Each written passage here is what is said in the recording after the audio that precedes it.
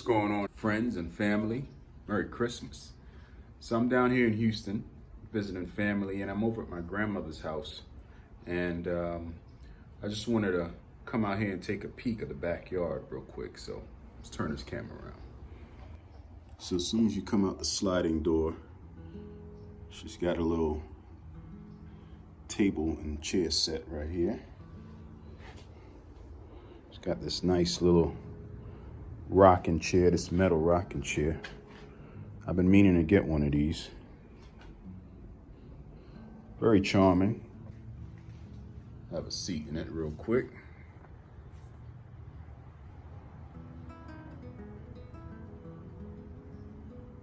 Nice. Nice and quiet. Nice and peaceful. It's probably 8:30, 9 o'clock right now, Central Standard Time. And this is Zone 9A, by the way. So it's Christmas morning. Not much activity. I can hear some of the birds chirping or whatever. Let's turn this back around. So this is the view, sitting on that chair. So it looks like she has a little pond right here.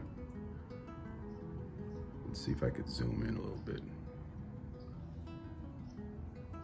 And a lot of grasses, a lot of water grasses. I saw a little flash of something behind that shed.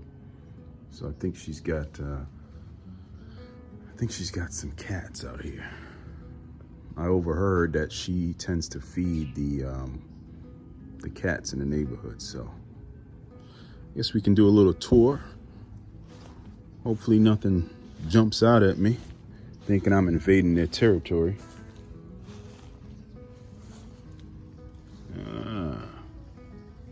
That's probably where they sneak in. So that's the side of the house there. So it's pretty sunny. Looks like against this fence over here, we've got some calocasias. Yeah. Either calocasias, or these actually might be the edible kind, which is called, it's called dashin in the Caribbean. All right, so here's the pond.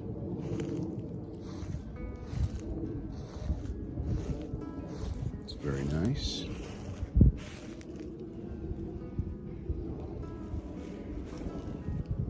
So it's the off season, so I guess they had to drain it because it probably freezes up. So down here, they occasionally get freezing temps, but not for a long duration. All right, not for a long duration.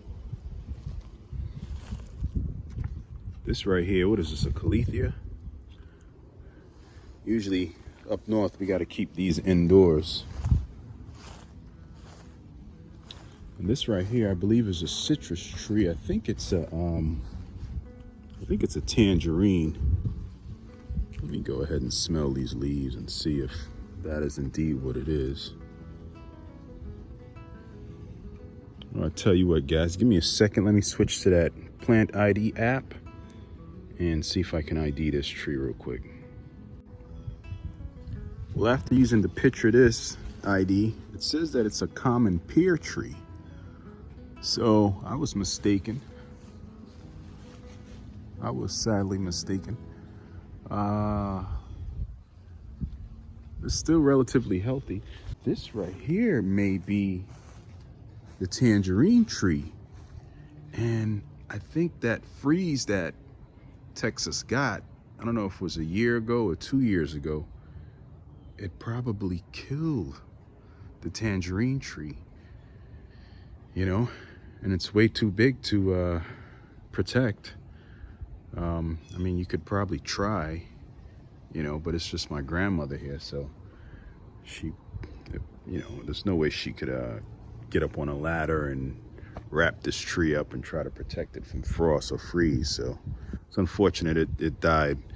But yeah, I remember coming over here and pulling like so much tangerines from that tree. It was insane, and they were so juicy and so delicious. So that tree is bygone in an era. And she's got a new fence back here too. All right. Well, what we could do is go take a look at the front, shall we?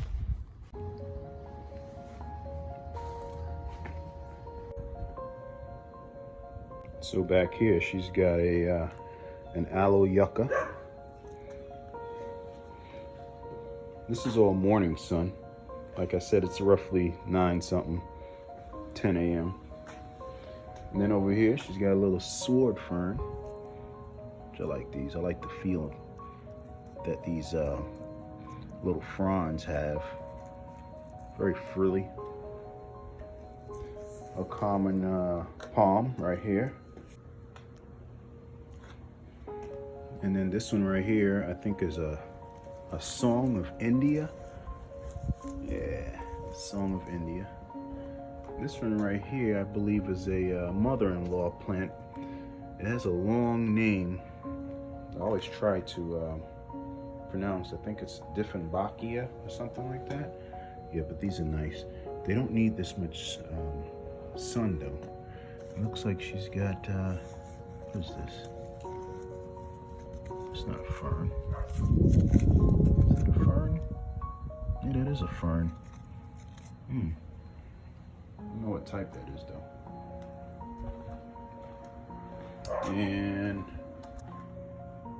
And this one right here, I think is a, what is this? Arrowhead. No. Is that arrowhead? What is that? Yeah, this is an arrowhead. It has very pale green green leaves. I'm thinking I might want to propagate a piece and take it up to Maryland. And this right here is a pathos. You all know about these. I'm definitely going to propagate a piece of that. All right, let's go to the front. All right. So here's the front yard.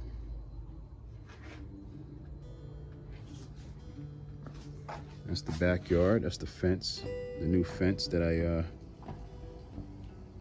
pointed out. I guess we can start from over here.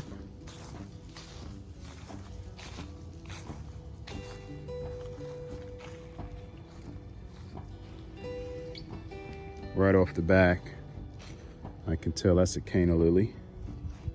Yeah, so they clearly do very well down here.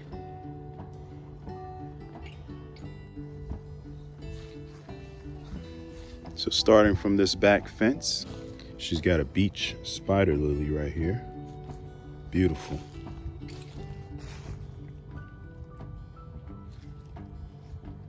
She's got a canna lily right there.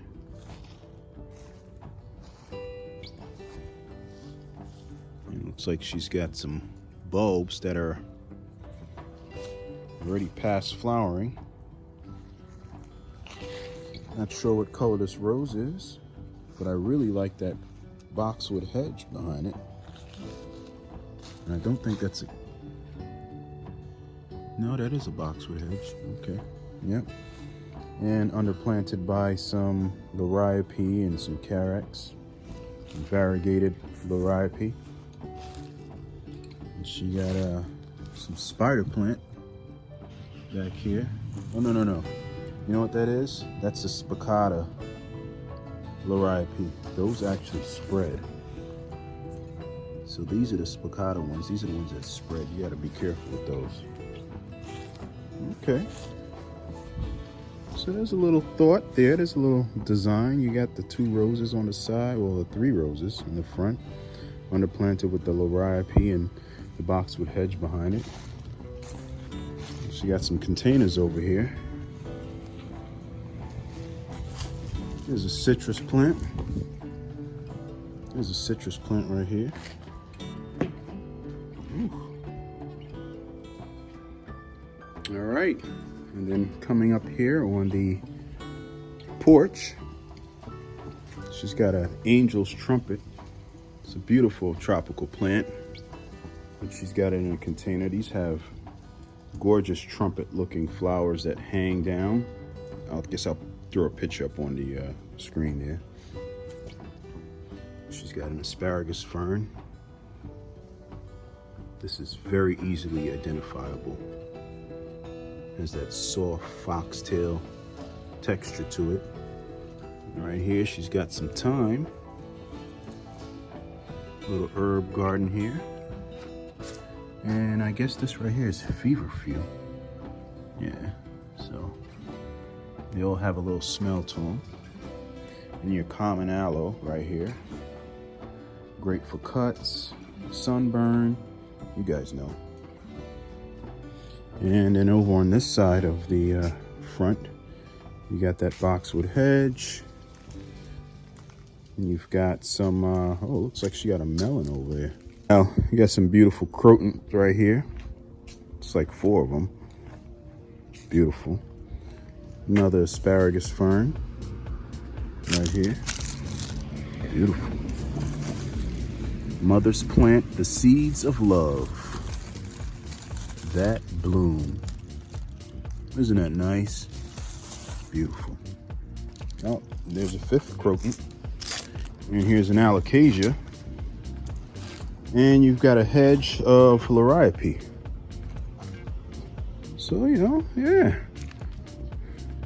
Could probably use a little more oomph on the interior of the bed, but you know, definitely got a splash of color there. And then out here, she's got 2 containers of coleus. I don't know exactly what the name of these are. But check out those beautiful spikes of purple flowers there. Isn't that beautiful? Yeah. And the same one over here. Okay. All right. So this massive tree right above this front yard here, that's a type of maple. It's called a box elder. Now, these are known to carry some diseases, but you can tell that this thing really held up for quite some time. It has got to be at least 50 to 70 years old, just by judging the size of that trunk and the canopy. Gorgeous. So it provides plenty shade.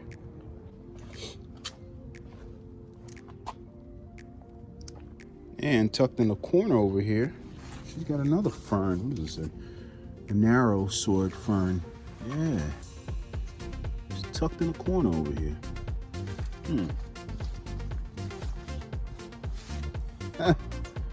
Yep. That's the gate access to get into the back. All right, so that's Grandma's house in a nutshell, guys. That's her little gardens and her little flora that she's collected over the years. All right.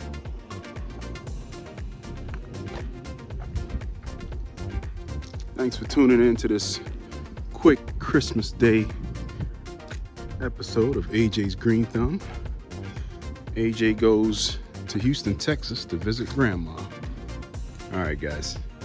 See you in the next episode.